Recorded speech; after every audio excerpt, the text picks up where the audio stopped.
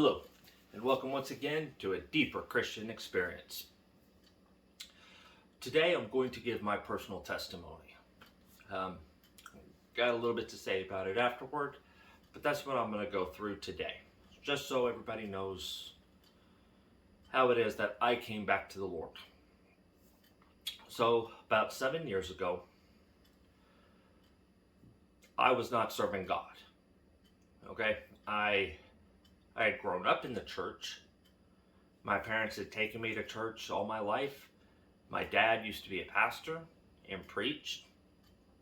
My mother was a woman of God and had been all of her life, just like my dad.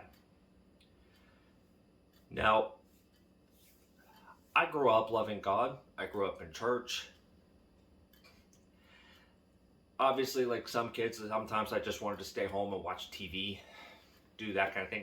Matter of fact, I remember one time I tried to convince my dad that it was okay that me and my brother stayed home to watch RoboCop instead of going to Sunday night service. It didn't work. I went to Sunday night service.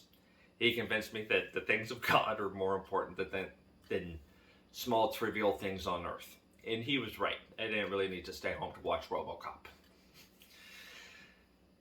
So I grew up loving God. Now, as I progressed into my later teen years, there were reasons why I fell away.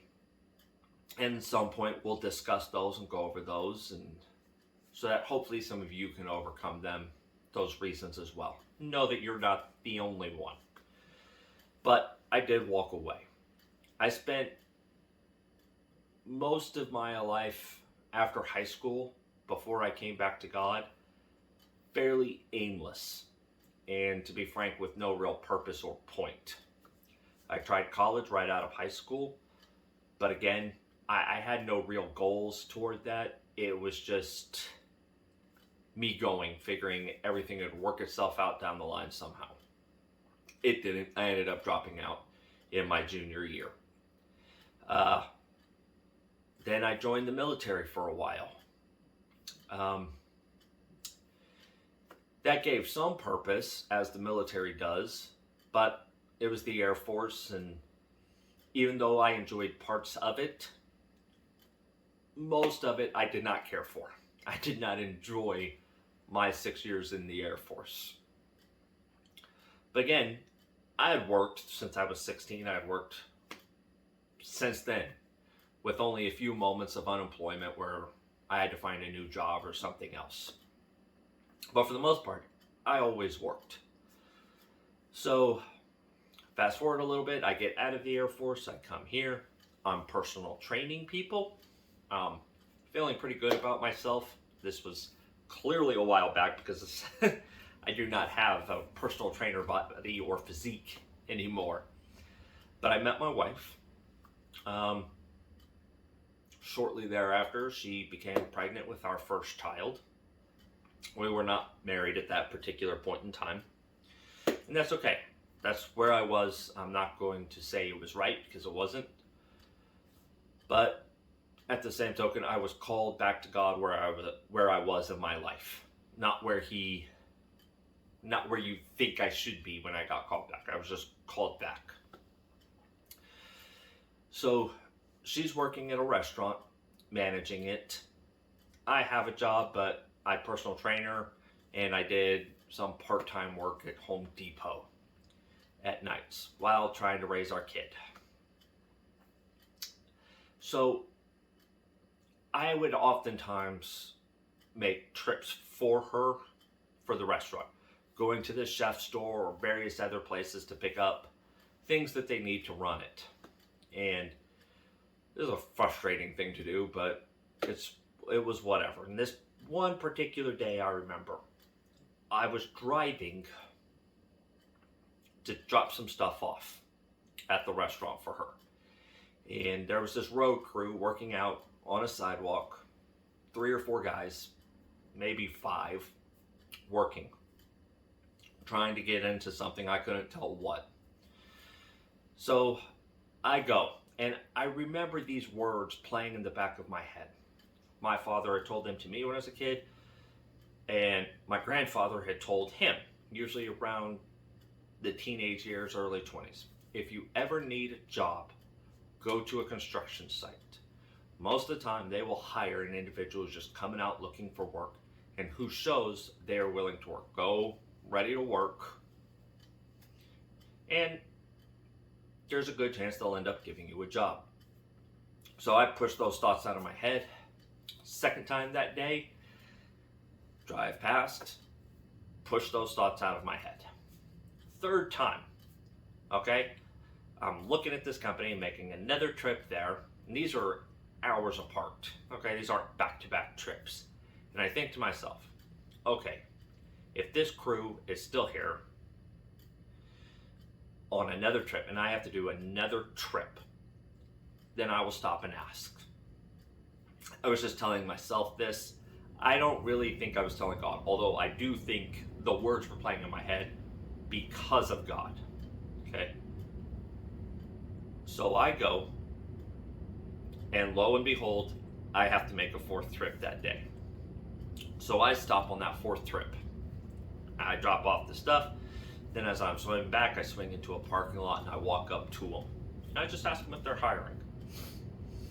Guy takes my phone number. He goes, I'll call you. All right, thanks. That's all I can ask. I'll call you when I'm ready for an interview. Fantastic. So I drive off. Now, it is a while. I am talking 3 or 4 months before I get a call from this guy. I had completely forgotten. When the number showed up on my phone, I didn't even recognize it. I had no idea what the company was or the name, the person, whatever. I don't even remember what showed up. But I answered the phone. And lo and behold, it's this manager, the supervisor of the work site. He calls me in, gives me an interview, he gives me a job. Now this is fantastic, because at this point we're working at getting my wife out of her job, because that was not a good job by any stretch of the imagination. So I need steady, decent work. So I take this job. Now, for those of you who grew up in church but never walked away, or perhaps you did, or perhaps you didn't grow up in church at all, when you grow up in church and walk away, talking about God is one of the most miserable things on the planet. As a matter of fact, I actively did whatever I could to avoid the conversation. Because you'll find people of this world, they like to bring up that conversation almost like they're trying to stick you with a knife once they find out that you're a preacher. They're like getting them to try and affirm their lifestyle. In reality, you're just kind of going along. At least that's how it was for me. I hated talking about God because I still believed. I didn't fully understand what it meant to be in a relationship with him. Like, that aspect was completely foreign to me. But at the same token, I knew I was doing wrong and I didn't like talking about it. I didn't want that aspect brought up, because then you're brought up with shame. That you realize you turn your back, you're hurting your brain. It's not a fun conversation. Just period. You actively try to avoid it. Now, I'm there. Now, the job progressed for quite a while. I was enjoying it. I actually kind of liked the job. It was good, hard work, and it did not bother me at all. But I remember meeting this kid. He was in his early 20s. He had already done some prison time. And I remember we'd occasionally talk about him with his girlfriend and some of the stupid things he would do and mistakes he would make with her. And she was Catholic. And I remember occasionally I'd talk to him, give him a little bit of advice. I don't know what prompted me to give this kid advice, because frankly, I didn't know what I was doing with women, let alone know enough to help this kid out. But whatever, I did. Now, one particular day, I remember sitting in the car with just me and him, and I think it was a rain break or something like that. Somebody had to go get something, and so we were waiting for them to get back. And we were talking. And he was talking about how he read the Bible when he was in prison. And I don't remember exactly how the conversation got kicked off, but I remember him saying Jesus was just a man, not God. And he goes off of that. They call him the Son of Man, and gave a few basic details of what somebody who doesn't understand the Word of God might come away with it without actual insight. So having grown up in the church, I understood it. And I explained it to him. I explained to him why God was both man, why Jesus was both God and man, and why it had to be, and explaining to him the kind of redemptive story. Now, mind you, this was not well polished. This was what I could remember, okay? I'm sure God was probably helping a little bit of knowledge come out. Maybe not. Maybe it was just showing me how much I actually knew. But here comes the pivotal moment. And this moment, I'm telling you, I don't believe I was talking to this kid. I want to be very clear. I don't think this kid spoke to me. It was him doing the talking. But I believe 100% that this, in fact, was the Lord or the Holy Spirit or whatever. I can't explain it. I don't know. I know in that instant, my life changed. This kid looked at me in the eyes and go. Now, if you're in a car, it's not always the most, we weren't moving, we're just sitting there. He looked me in the eyes and he goes, wow, you really know this stuff. You should be a preacher. And when he did that, it broke my life down. Like, I was shattered in an instant. All I could look at him was say, well, I was supposed to, but I turned away from God. And I remember he just shrugs his shoulders, looks ahead, that's it. Not another statement is said. I frankly did not want to talk about God at that point. I was done with that conversation. It was the most miserable moment of my life.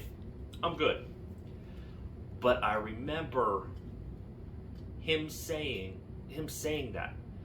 Now, when I was a kid, I had multiple times where I was prayed over and told that I was going to be a preacher, that was my calling. Multiple times, not once. It happened like 2 or 3 times. I believed it. I believed it all the way up into my early 20s before I just finally quit trying to serve and walked away completely from God.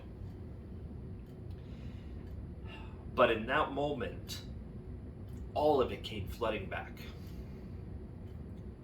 So either later that day or the next day, I remember sitting in my car alone. And this is just playing over and over in my head. And I don't exactly know what it was I was wanting or was hoping for or whatever. But I remember praying this particular prayer. I sat there and I go, Lord, I want to come back to you. Not because some bad thing has happened or because I'm scared or upset. I just want to come back to you because I love you. That's it. That was it. I just said that. And the thing is, I meant it with all my heart. I started going to church that very Sunday. And you can ask my wife, in an instant, overnight, my life changed. My mentality, my attitude, everything about me changed. I was truly a man on fire. I could not be stopped. Trust me, when it came to my life, I dumped the entire apple cart out. I flipped it over. Believe me, my wife will tell you it was a hurricane at that point. We weren't married. Okay? She probably looks at that next 6 months as I have lost my mind. But yet, as much I was in a better place, and I wanted her to come with me. That's part of the reason why I don't think she ever left me in that time, because I was tearing things apart in our life. That's my story. Every Christian has a story. Whether they grew up and loved Christ all their lives, which fantastic, good for you. I'm happy you didn't experience the things I did. Or whether you only came back 6 months ago. Whether it was a quick, instantaneous change, or whether or not it was a slow, drawn-out change. We all have our story, and it can all be used to bring other people to Christ. But what's more, it can also be used to remind us where we came from. I don't ever want to forget where I came from, where God pulled me out from, and what He did for me. I want to remember that. You should want to remember that because it drives us. It helps us to do more for God. Helps us to love Him with all our heart when we remember what He's done for us. Remember, go over your story. Remember your story. Go over it in the car. Tell it to other people because it can help them. It can show them what God delivered you from. And believe it or not, I promise you, God will put people in your life that need to hear your story. He will. You'll be amazed. Be prepared to tell them.